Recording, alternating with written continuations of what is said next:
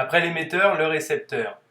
Un récepteur un peu particulier, puisqu'il ne nécessite aucune autre source d'énergie que celle produite par l'antenne. Commençons par le schéma du récepteur le plus simple. En voici les composants.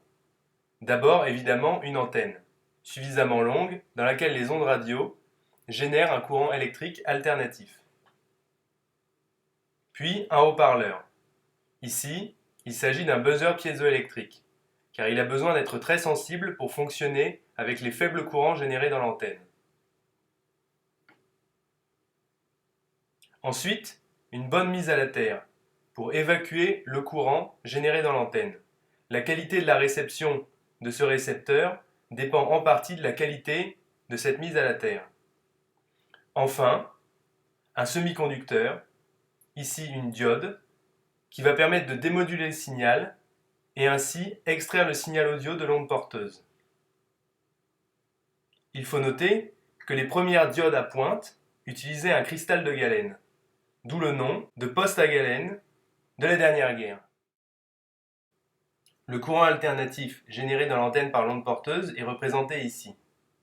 Ce courant ne peut pas être converti tel quel en son par le buzzer, car l'amplitude est la même de chaque côté de l'abscisse. La moyenne du courant étant donc 0, il n'y aurait pas de mouvement du buzzer et pas de son. La solution réside dans la diode, qui conduit le courant bien mieux dans une direction que dans l'autre. Cette diode fonctionne donc comme un clapet en tire-tour électrique, ne laissant passer le courant alternatif de haute fréquence que dans un seul sens. En résulte alors un signal dont l'amplitude n'a plus pour moyenne 0, mais varie avec le signal audio. Enfin, la fréquence du courant étant plus élevée que la capacité à vibrer du buzzer piézoélectrique, ce dernier réagit comme s'il s'agissait d'un courant de plus basse fréquence, représenté ici. Ce courant, c'est le signal audio de départ qui a servi à moduler l'onde porteuse. Alors voici le circuit électrique réalisé avec l'antenne qui arrive ici. L'antenne que j'utilise fait presque 10 mètres, c'est un simple fil de cuivre émaillé. La mise à la terre qui est ici. Étant en appartement, j'utilise une conduite d'eau froide pour réaliser la mise à la terre. Et enfin, la diode qui démodule le signal. Le signal démodulé étant envoyé dans le buzzer piézoélectrique que voici. Pour les besoins de la vidéo, on va tricher un peu, c'est-à-dire qu'à la place d'un piézoélectrique qui produit un son trop faible pour être enregistré, je vais brancher directement un jack pour pouvoir enregistrer le son avec l'ordinateur. Voilà le branchement en question. Un jack relie mon récepteur radio à l'ordinateur. L'ordinateur agit comme un amplificateur du son en fait. Alors là, il est en fonction. Si je branche l'antenne,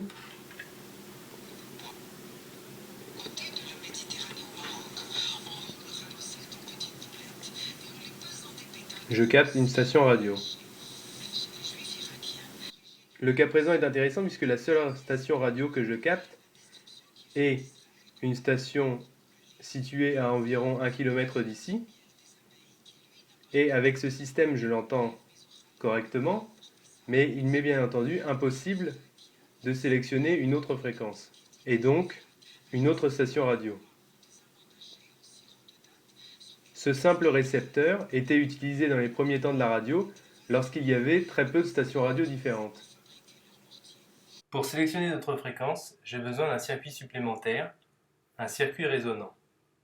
Ce circuit très simple est composé d'une bobine et d'un condensateur, d'où son nom de circuit LC. Un condensateur est formé de deux plaques de métal conductrices, séparées par un isolant, comme le représente son symbole.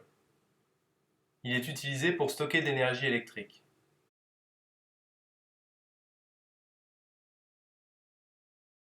Il stocke cette énergie électrique dans son champ électrique entre ces plaques, dépendamment du voltage entre elles. La bobine, quant à elle, stocke l'énergie dans un champ magnétique, dépendamment du courant circulant à travers elle. Si maintenant un condensateur chargé est connecté à une bobine, un courant va passer à travers la bobine, créant un champ magnétique dans cette dernière.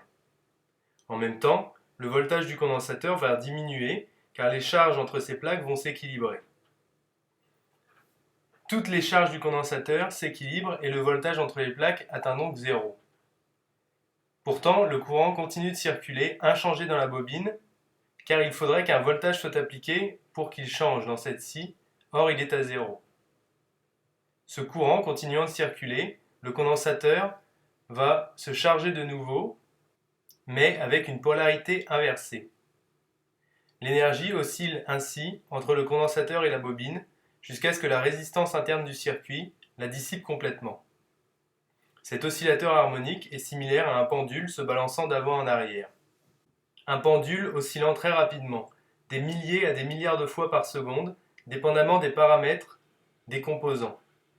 Ainsi, en sélectionnant des paramètres adéquats, il est possible de réaliser un circuit résonnant à une fréquence précise, celle d'une onde porteuse par exemple.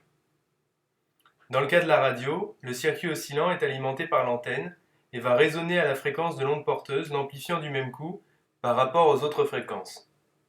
Ne reste plus qu'à ajouter une diode et un buzzer pour créer un récepteur radio capable de sélectionner une fréquence particulière.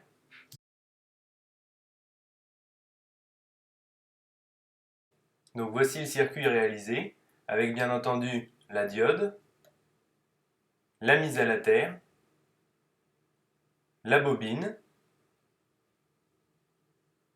qui possède des branchements à différentes longueurs, qui me permettent de choisir la taille de bobine que je désire. Et enfin, le condensateur, formé simplement de deux feuilles d'aluminium séparées par une feuille de papier. Le condensateur est variable, puisqu'il me suffit de déplacer une feuille par rapport à l'autre pour changer sa capacitance. La longueur de la bobine et le condensateur étant variables, je peux changer leurs paramètres afin de faire résonner le circuit à une fréquence particulière et donc amplifier une onde porteuse correspondante. Elle n'a pas de cause, et donc elle est idiopathique, donc elle n'a pas de cause, elle serait elle-même engendrée par elle-même, et donc...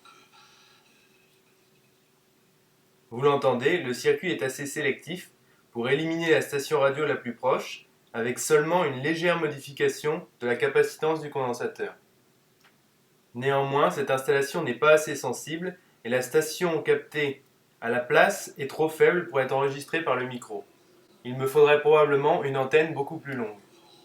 Enfin, cette sélectivité est loin d'être parfaite, puisque lorsque j'augmente un petit peu encore la capacitance, j'en reviens à capter de nouveau la station principale.